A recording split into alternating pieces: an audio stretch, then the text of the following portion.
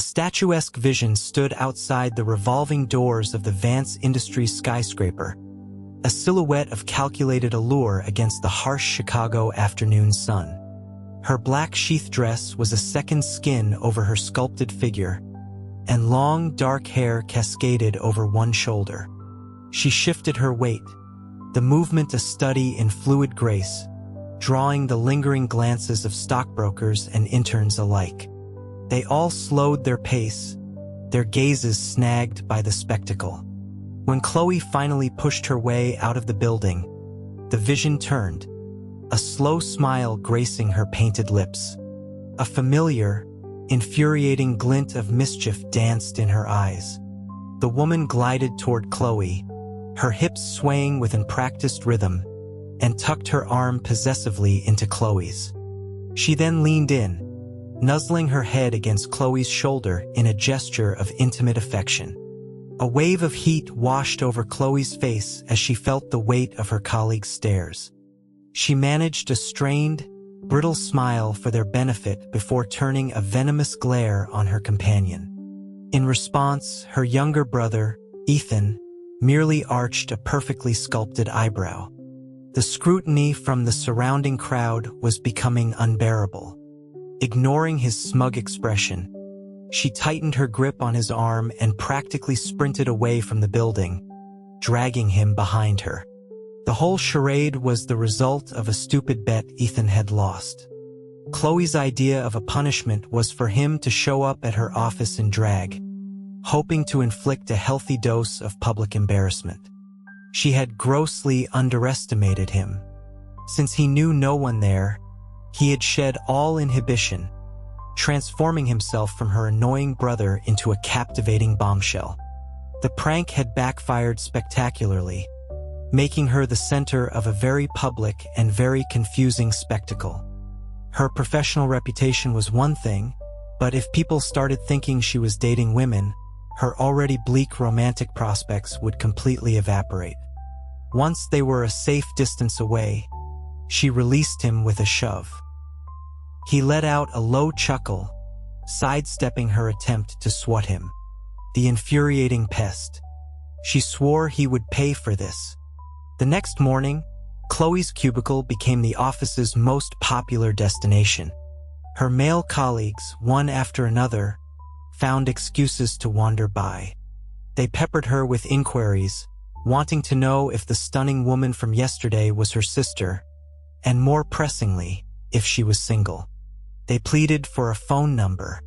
Overwhelmed by the relentless barrage, Chloe finally announced to the open plan office that yes, the woman was her sister, and she was a recent divorcee with 3 young children. She made a show of reaching for her phone as if to look up the number. The enthusiastic chatter died instantly. The small crowd dissolved, melting back to their desks. Only one man remained, his expression a comical mix of hope and embarrassment. Chloe adopted a somber tone, informing him that her sister wasn't looking to find a stepfather for her kids just yet. He sighed, offering a defeated nod before retreating. Chloe slumped in her chair, wiping a thin sheen of sweat from her brow. That was close. What had started as a punishment for Ethan had become a complex and exhausting ordeal for her. She had to admit, though, even she had been taken aback by how convincing he was. A confident, glamorous woman was universally appealing. But the moment she remembered the snarky, video game-obsessed brother beneath the makeup, the appeal vanished completely. Just as she thought the crisis was averted, a shadow fell over her desk. She looked up into a stern, impassive face. The man possessed sharp features, a strong jaw, and an air of quiet authority that demanded attention. His lips were a thin, firm line. He looked at her without a trace of emotion, his voice a low, resonant baritone as he instructed her to follow him to his office. Without waiting for a reply, he turned and strode towards the executive elevators. Chloe sat frozen, her mind blank. She turned to the coworker in the next cubicle, whispering a bewildered question about who that man was. You couldn't just go around intimidating people, no matter how handsome you were. Her colleague's eyes were wide with a mixture of fear and reverence. He hissed back that it was Julian Vance, the new CEO, the one everyone had been whispering about for weeks. A chill snaked down Chloe's spine. The legendary young CEO who had just taken over his father's multinational corporation. Her body went cold, but her legs moved on autopilot, scrambling to keep up with his long strides. Her brain was a frantic pinball machine of disastrous possibilities. She was a low-level analyst. She'd never even spoken to a director, let alone the chief executive officer of the entire company. What could she have possibly done to warrant a personal summons? Maybe he was making an example of a random employee to assert his authority. No, she wasn't important enough for that. Firing a nobody like her wouldn't even create a ripple. That thought was even more terrifying. What then? Had someone discovered it was her who had catastrophically broken the industrial-grade coffee machine last month? By the time they reached his office door, she was drenched in a cold sweat. He gestured for her to sit. Her legs felt like jelly as she stumbled into the leather chair opposite his massive mahogany desk. He passed her a cup of steaming coffee, which she accepted with a trembling hand. She sat stiffly, bracing herself for the verdict. But what happened next was utterly bizarre. A faint blush crept up Julian Vance's neck, a soft rose color that dusted his sharp cheekbones and the tips of his ears. Chloe stared, her fear momentarily replaced by profound confusion. Her heart hammered against her ribs. This had to be some kind of psychological torture. She wouldn't stand for it. She still had some dignity. It was just a job at a Fortune 500 company. She could find another. As she drew a breath to tell him exactly where he could shove his job, his next words knocked the air from her lungs. He asked, with a slight, uncharacteristic tremor in his voice, if she could provide him with the contact information for the person who had met her after work yesterday. Chloe's mind went blank. She knew her brother was a convincing fake, but she never imagined the great Julian Vance would fall for it. Her tension slowly melted into a complex brew of shock and morbid amusement. So, the new CEO had a thing for sophisticated, imposing women. It explained why he never gave the fawning assistants around the office a second glance. She couldn't really blame him. Ethan, curse him, had inherited their mother's fine bone structure and striking features. As a woman, he was genuinely breathtaking. The image of the stoic CEO discovering that his dream girl was actually a man was suddenly wickedly appealing. A smirk began to form on her lips, but it vanished when she met his cool, expectant gaze. She swallowed hard and decided to try her established deterrent. She explained that it was her sister and that she was divorced with 3 children. Julian barely seemed to register the. He rested his chin on his hand, considering her words for a moment before stating that he had always been fond of children. That wasn't supposed to happen. Chloe fidgeted, debating whether to just come clean and reveal the whole ridiculous prank. Julian's patience was clearly wearing thin. He began to tap his fingers rhythmically on the polished surface of his desk. He told her she didn't need to worry about the details. He just wanted the number. Seeing the icy mask slip back over his features, Chloe's courage deserted her. She apologized silently to her brother. This was about her livelihood. He would understand. Besides, all he had to do was chat for a bit. No real harm would come of it. Even as she rationalized it, a part of her felt a pang of protectiveness. Ethan may have been an absolute pain, but he was still her sweet, innocent younger brother. The thought of him being pursued by this corporate shark felt wrong, like a prized rosebush being targeted by a bulldozer. She wasn't the type to sell out her own family for professional gain. But as it turned out, she was. Back at her desk, feeling like the world's worst sister, she sent a quick text to Ethan as a heads-up, explaining that someone had asked for his number and she had given it to him. His reply came back almost instantly, oozing with narcissistic delight. He wanted to know who the new admirer was, remarking on his own irresistible charm. Normally, she would have fired back a scathing insult, but now she felt a twinge of guilt. After all, she had just handed his number over to a man.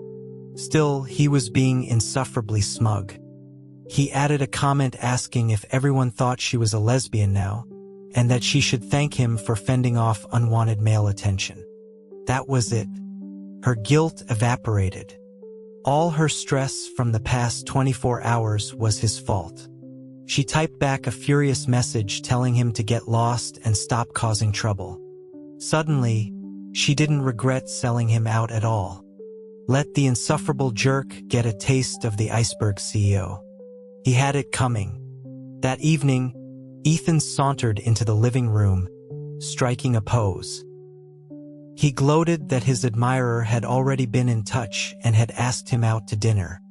Chloe had to physically restrain herself from rolling her eyes. He lamented with a theatrical sigh that it was such a burden being so beautiful. He supposed the person had been too shy to ask for his number directly and had to go through Chloe. He wondered, with a pained expression, how he could possibly turn them down without breaking their delicate heart. Ethan had always been handsome, with delicate features that had attracted attention since kindergarten, but he'd been a late bloomer when it came to romance, rejecting everyone indifferently. That indifference hadn't stopped him from being unbearably arrogant about it. Fighting the urge to throw a cushion at his head, Chloe saw an opportunity. She suggested, with feigned sincerity, that he should go to the date in drag again. Ethan recoiled dramatically, clutching his chest as if she had suggested something monstrous. He declared that he wasn't some kind of deviant. Chloe feigned innocence, covering her mouth as if to hide a gasp.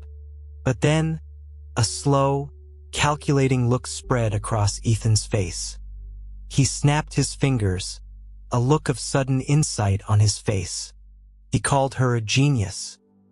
He reasoned that if his suitor saw he had such a peculiar hobby, they would surely be scared off. He proclaimed himself a professional at letting people down gently, and that this method would spare the poor girl's feelings. Chloe had to bite her lip to keep from laughing, desperate not to give away the prank. He wouldn't find it so funny when he came face to face with his date. The wicked grin she was suppressing almost broke free. Her mind immediately went to the new red dress she had bought last week, the one she'd found Ethan trying on in secret a few days ago. At 5'9", she was only a couple of inches shorter than him, and he had a nasty habit of borrowing her new clothes. At the time, she'd wanted to strangle him. Now, she was more than happy to be his stylist. She eagerly produced the slinky, crimson dress. He snatched it from her hands before she could change her mind, a triumphant look on his face as he disappeared into his room. From the hallway, Chloe allowed herself a silent, victorious laugh. The next day, Ethan rose early, taking his time with his makeup and hair before heading to the appointed bistro. He considered himself a gentleman and couldn't possibly keep a lady waiting. He chose a table bathed in sunlight, enjoying the warmth on his skin. A moment later, the light was abruptly blocked as if by a storm cloud. Ethan looked up, his gaze meeting a pair of intense, familiar eyes. Before him stood a man in a perfectly tailored suit that radiated power and sophistication. Before Ethan could process what was happening, the man slid into the seat opposite him without a word. Ethan frowned. He told the stranger he was in the wrong seat. He glanced down at his own attire, assuming this was just another man trying to hit on the beautiful woman at the corner table.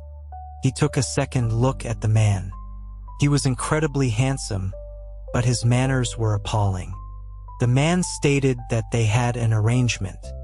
Ethan's mind raced, trying to make sense of the situation, and then he remembered Chloe's strange, knowing smile from the night before. The pieces clicked into place with a sickening thud. His fists clenched under the table. Today, Ethan was a vision in a fiery red dress, a vibrant rose in full bloom. But now, his beautiful face was tight with fury, a layer of frost settling over his features that made his Ice Queen persona all the more convincing. The man watched him for a long moment before speaking politely. He introduced himself as Julian Vance. Ethan didn't even bother to look up, his voice flat as he asked why Julian had asked Chloe for his contact information. A faint blush returned to Julian's face, coloring his ears. He clenched his own hands into fists, explaining that he had been in the crowd the other day when Ethan had come to the office. He had seen him then. He swallowed, a hint of nerves showing through his composed exterior.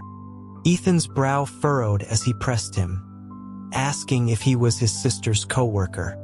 Julian quickly shook his head, admitting that he was her boss. Then, as if a dam had burst, he began to list his personal statistics. He was 28, 6'2", enjoyed tennis, and lived alone. Ethan had to cut him off before he recited his bank account password. It suddenly occurred to him that Julian might not know he was a man. After all, he was still in full drag. This was all his sister's fault. His fists clenched tighter. Just as he was about to confess everything, Julian leaned forward and spoke with unnerving sincerity. He had been captivated from the moment he first saw him. The abrupt declaration stunned Ethan into silence. He met the man's intense, heartfelt gaze, and an involuntary blush spread across his own cheeks.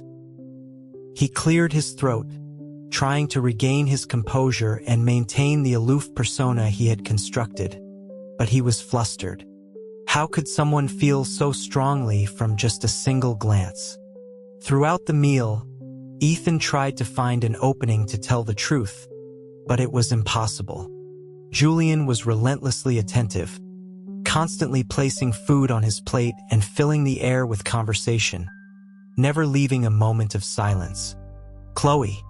Ethan's furious shout preceded him as he burst into her room later that night, looking as if he was ready to tear the place apart. He demanded to know how she could have failed to mention that the suitor was a man. He clutched his arms around himself as if to ward off an attack, his eyes wide with indignation. He was a straight man, he declared, no matter how handsome the other guy was.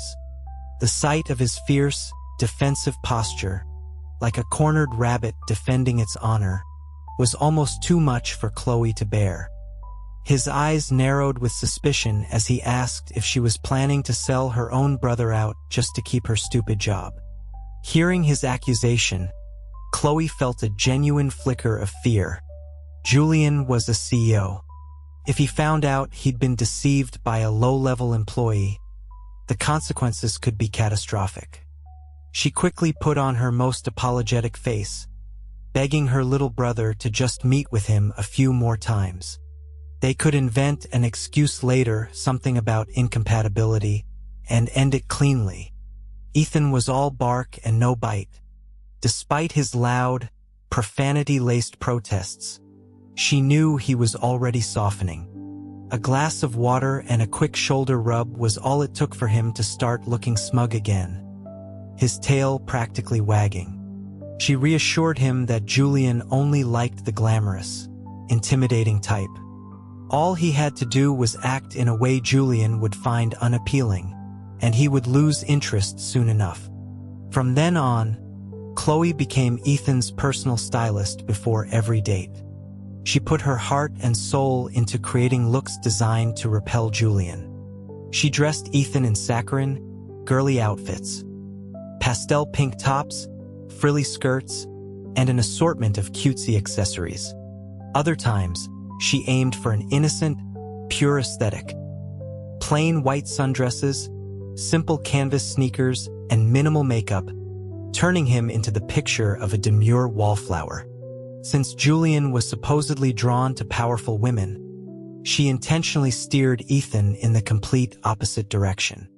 Surely, one of these styles would trigger Julian's aversion. She told herself she was only doing it to help her brother escape the situation, and definitely not because she was having an immense amount of fun playing dress-up. However, her plan did not unfold as expected. Ethan grew increasingly resistant to her fashion advice, becoming sullen and uncooperative. Eventually, he started insisting on wearing long-sleeved shirts and pants to every meeting, no matter how hot the weather was. Chloe found it odd but figured the summer mosquitoes were particularly vicious that year. After all, every time Ethan came home from a date, his neck and collarbones were covered in small, red, swollen marks. The damned pests were clearly interfering with their plan. It wasn't long before Julian's carefully constructed image began to crack. One afternoon, while Chloe was on a coffee run, she saw him walking ahead of her in the lobby. He was trailing slightly behind an elegant older woman, dutifully carrying her handbag. Chloe's curiosity was piqued. She discreetly followed them, pretending to look at her phone. Her jaw nearly hit the floor when Julian and the woman stopped near the entrance and embraced warmly. He was a cheater. All that power and not an ounce of loyalty. He had tired of his new conquest already. That evening, she practically skipped home, bursting with the good news. She announced to Ethan that his ordeal was finally over. She had seen Julian with another woman at the office, describing the scene with dramatic, gossipy flair. But Ethan's reaction was not the relieved joy she had anticipated. As she spoke, his face became a blank mask, his eyes staring unfocused at a point on the wall, completely lost in thought. Chloe waved a hand in front of his face, asking why he wasn't happy. He was finally free of the scoundrel. After a long moment, Ethan seemed to return to himself, mumbling that yes, he should be happy. Seeing his strangely subdued reaction, Chloe's heart sank. A terrible premonition crept over her. Had she missed something crucial? Ethan sat in silence, Chloe's cheerful, detailed account of Julian's infidelity echoing in his ears. Each word was a sharp jab to his heart. Until that moment, he had been secretly wrestling with the terrifying question of whether Julian could ever like the real him. He had been caught between the hope of a genuine connection and the fear of rejection. Now, that hope was extinguished, leaving only the bitter taste of self-mockery. He began to question everything. Had all those moments that felt so real, the clumsy but earnest compliments, the quiet attentiveness, all been part of an elaborate act? The thought took root and spread like wildfire, consuming him in a dark abyss of doubt. Chloe noticed his profound dejection, and the terrible premonition solidified into a dreadful certainty. She asked him hesitantly if he had actually started to fall for him. The words were barely out of her mouth before she regretted them. Ethan's reaction was one of forced indifference. He waved a dismissive hand, claiming it was all just a game and meant nothing to him. He even managed a weak, brittle smile, trying to project an air of nonchalant worldliness. But Chloe knew her brother better than anyone. It was a flimsy facade. The slight tremor in his lips and the deep, unconcealable sorrow in his eyes told the real story. Her worry intensified. She told him to stop pretending. She knew he was lying. Ethan's head dropped, his gaze fixed on the floor. He admitted quietly that even if the other woman didn't exist, it would never have worked. The person Julian liked was a fabrication, not the real him. After that, Ethan was like a ghost. He moved through their apartment in a daze. He added so much salt to their dinner that it was completely inedible. Yet he shoveled it into his mouth mechanically, his expression vacant. Chloe had never seen him like this. Her brother was a creature of pure, unfiltered impulse, never one to worry or fret. To see him so despondent and hollowed out was terrifying. That settled it. Whether Julian was the CEO or the King of England, no one got away with leading her brother on, twisting him up inside, and then tossing him aside. Even if it cost her her job, she was going to give that man a piece of her mind. She stormed into the office the next day and marched directly to the executive suite, envisioning a dramatic confrontation. But when she burst into his office, Julian was sitting calmly at his desk, looking completely unbothered. She slammed her hands on his desk and demanded to know what he had done to her brother. Julian was startled by her sudden entrance, but then a look of concern crossed his face. He stood up abruptly, asking what was wrong with Ethan. The nerve of him. She told him she was about to let the entire company know what kind of two-timing fraud he was. His unconcerned demeanor was infuriating. He looked genuinely confused, asking what woman she was talking about. Chloe let out a bitter laugh. She told him not to play dumb. She'd seen them hugging. Julian stared at her blankly for a moment. Then his eyes widened in realization. He explained that the woman was his mother. The air went out of Chloe's sails.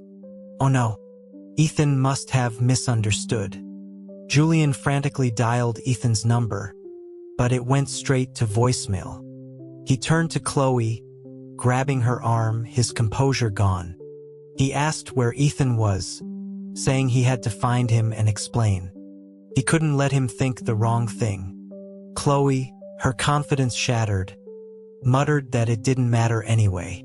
Julian pressed her, demanding to know what was wrong.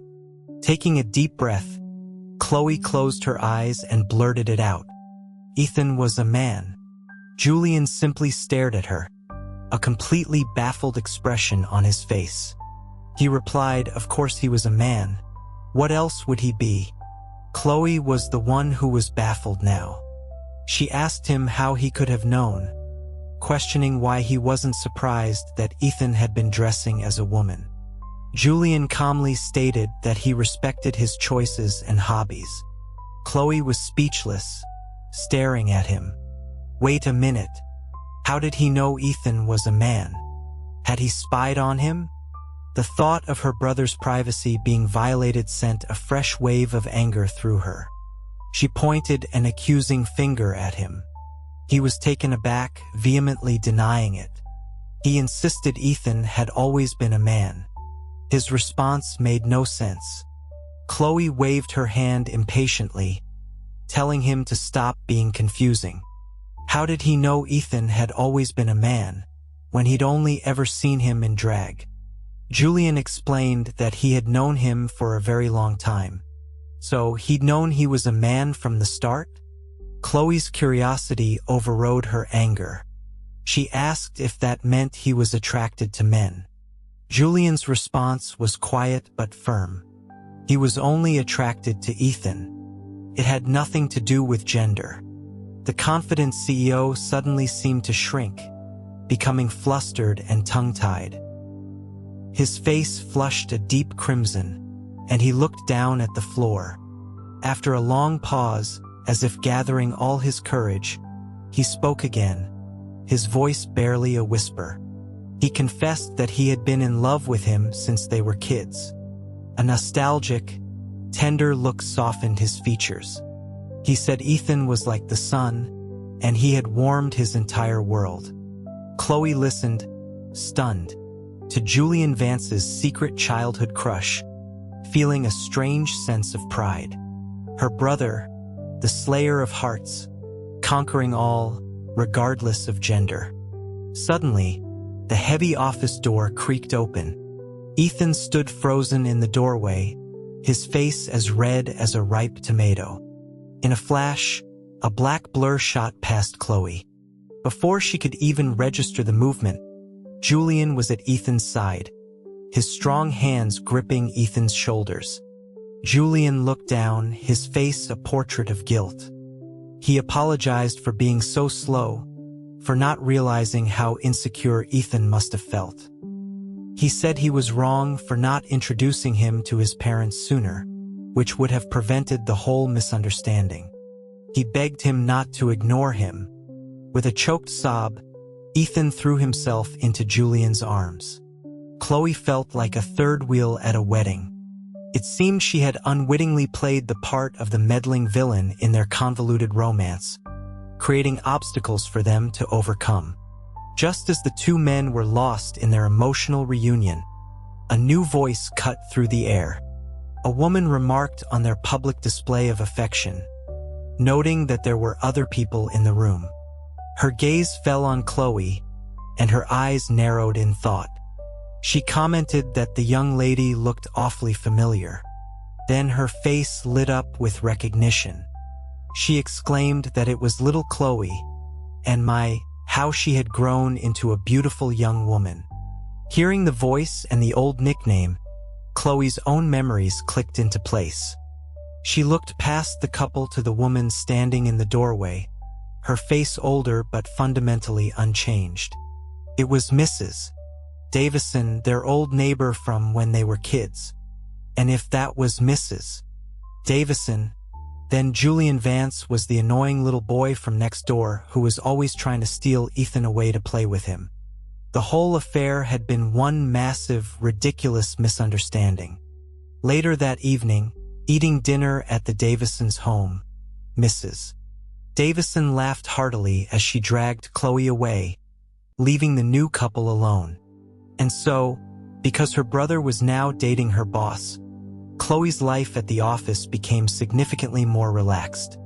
She did, however, often feel like an accessory in their ongoing romance. Ethan was constantly texting her for links to her clothes. He messaged her one afternoon, his words full of thinly veiled urgency, asking for the link to the red dress she had worn the other day. Chloe grinned, typing back a teasing reply, asking if his man was coming back from a business trip. She suggested he was planning a little welcome home surprise. Ethan's reply was full of mock indignation. He claimed he was only doing it for her sake, that she was a hostage under Julian's corporate thumb, and he had to sacrifice himself to ensure his dear sister's well-being. He even added a string of heroic-looking emojis. Chloe rolled her eyes so hard she nearly strained a muscle. She would have almost believed him if she hadn't seen them together, so sickeningly in love. He quickly backpedaled, insisting he was being coerced, his texts full of fake nature and reluctance.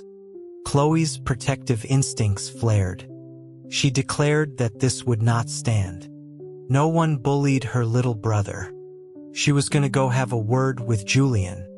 As she made a show of getting up from the couch, Ethan scrambled to pull her back down, his face flushing with embarrassment. Chloe continued her performance, shouting about the tyrannical dog of a boss using her as leverage to force her brother into things. She rolled up her sleeves, pretending she was about to march out the door that very second.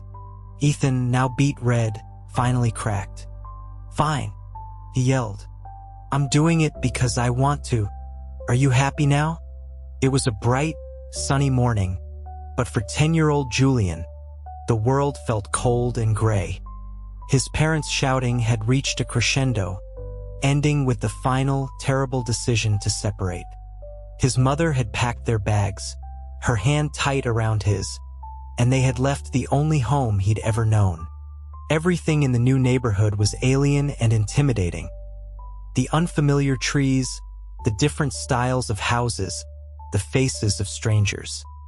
Faced with this strange new world, Julian retreated into himself, building a wall of cool indifference to protect the fragile, scared boy inside. But fate, it seemed, had other plans. One afternoon, as he was sitting numbly on his new front steps, a whirlwind of energy in the form of a small, chubby-cheeked boy came tearing down the sidewalk and launched himself directly into Julian's lap. In that instant, he felt a warmth he had never known before. The boy's small, soft body was like a patch of sunlight in his cold, gray world, melting his icy defenses. From that day on, the little boy, Ethan, became a fixture in his life. He loved to follow Julian everywhere, and whenever Julian saw his bright, guileless smile, he forgot all his troubles. The only problem was Ethan's annoying older sister, who was always competing for his attention. But seeing Ethan's conflicted little face as he tried to decide if he liked his big brother Julian or his big sister Chloe more always made Julian's heart soften. Just as he was getting used to his new life, a joyful piece of news arrived. His parents were getting back together. It should have been a happy occasion, but it meant he had to leave to return to his old life. On the day they moved, Ethan cried so hard his whole body shook. Fat tears rolled down his cheeks, and seeing him so heartbroken made Julian's own chest ache. But he knew he had to go. Years passed. More than a decade went by without any contact. But when Julian saw him standing outside the office building, he recognized him in an instant. Time hadn't changed him that much. He was still just as radiant, his face still lit with that same brilliant smile. This time, Julian swore he would never let him go again. He just hadn't expected that the little fool would have forgotten him completely, leading to so much unnecessary drama.